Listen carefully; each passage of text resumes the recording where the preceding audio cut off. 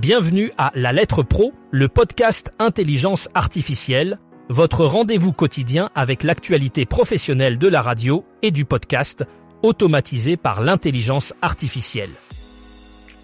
Je suis Brulatour, le rédacteur en chef de La Lettre Pro.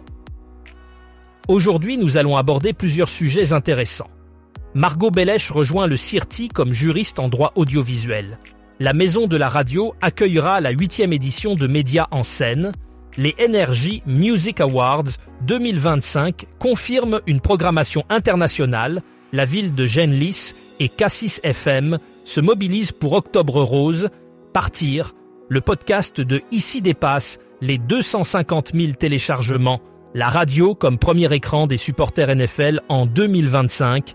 Onde durable et son tournant écologique pour les radios associatives. Top Music veut devenir une radio car native et app native. Et enfin, l'application Radio France explose les compteurs avec 38 millions de visites. Commençons par notre premier sujet.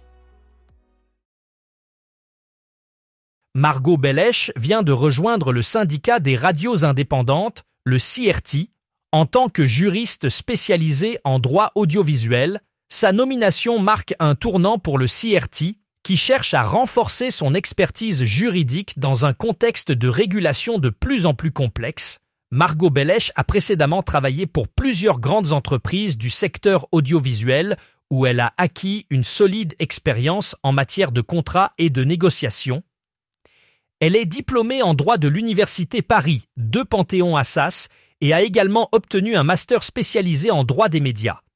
Son rôle au CIRTI sera crucial pour accompagner les radios indépendantes dans leur démarche juridique et assurer leur conformité avec les nouvelles réglementations. Cette nomination est une étape importante pour le CIRTI qui souhaite s'assurer que ses membres bénéficient d'un soutien juridique de premier ordre. La Maison de la Radio et de la Musique accueillera la 8e édition de Médias en scène le 15 janvier 2026. Un événement organisé par France Info et le groupe Les Échos Le Parisien. Ce festival international se consacre à la transformation des médias sous le thème « Nouveau monde, nouveau pouvoir ».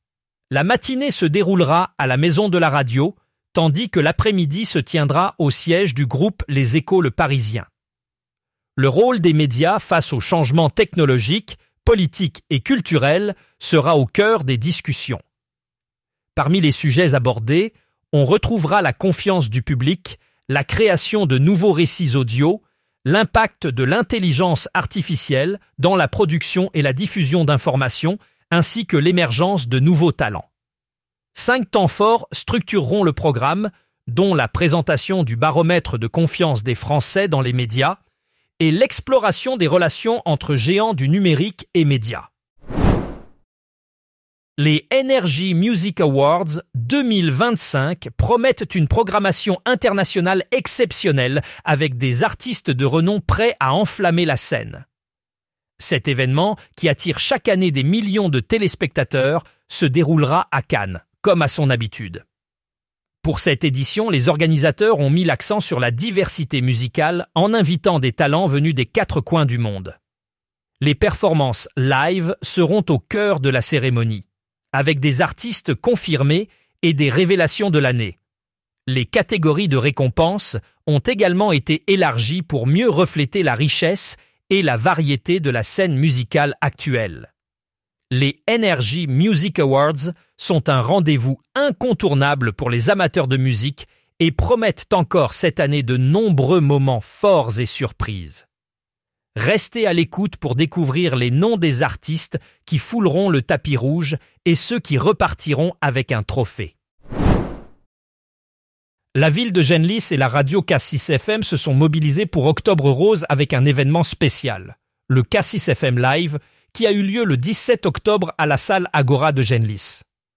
Ce concert gratuit a été l'occasion d'un bel élan de solidarité envers la lutte contre le cancer du sein. Grâce à la vente de gobelets réutilisables co-brandés Ville de Genlis et Cassis FM, un chèque de 1 000 € a été remis à l'association Avec la Deuche Rose. Ces écocupes, conçus spécialement pour l'événement, ont permis de collecter des fonds tout en sensibilisant le public à une cause importante.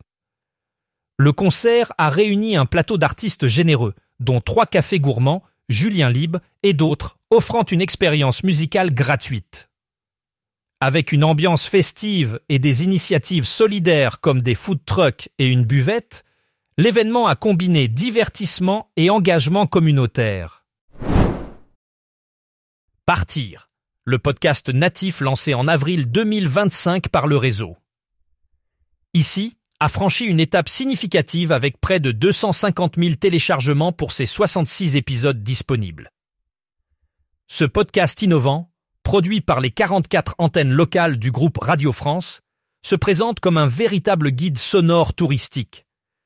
Il permet aux auditeurs de voyager à travers la France grâce aux voix et aux connaissances des équipes locales d'ici.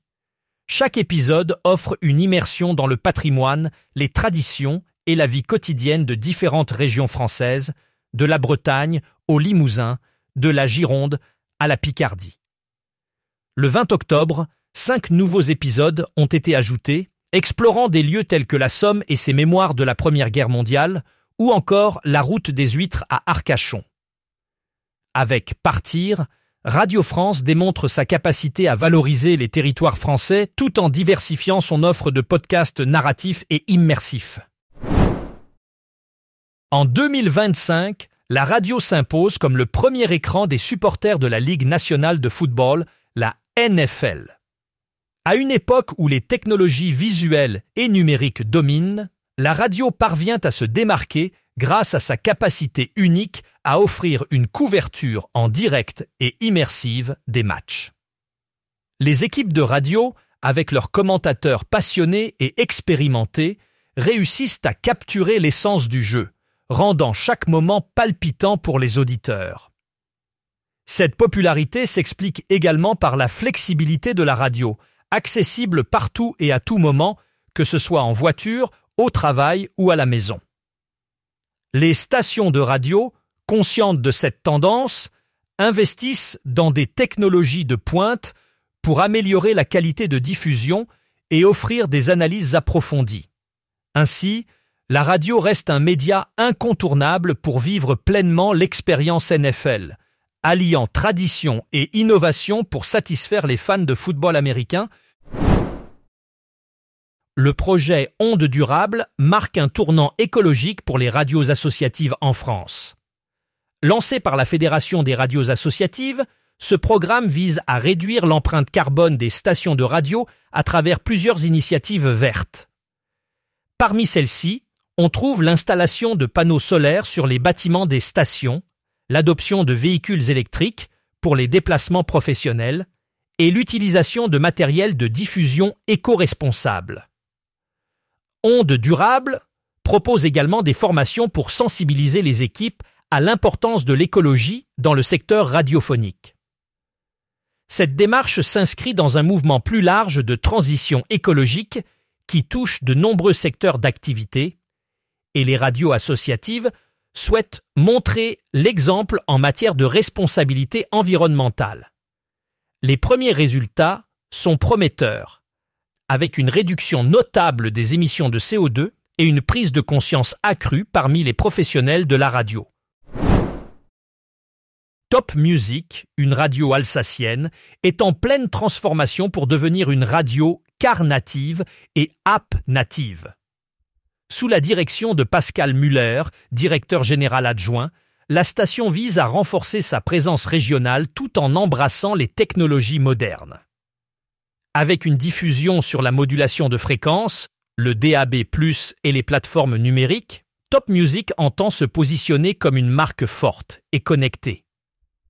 L'objectif est de s'adapter aux nouvelles habitudes d'écoute, notamment en voiture et via des applications mobiles, pour attirer un public plus jeune et technophile. En investissant dans ces technologies, Top Music espère offrir une expérience utilisateur enrichie, avec des contenus personnalisés et accessibles à tout moment.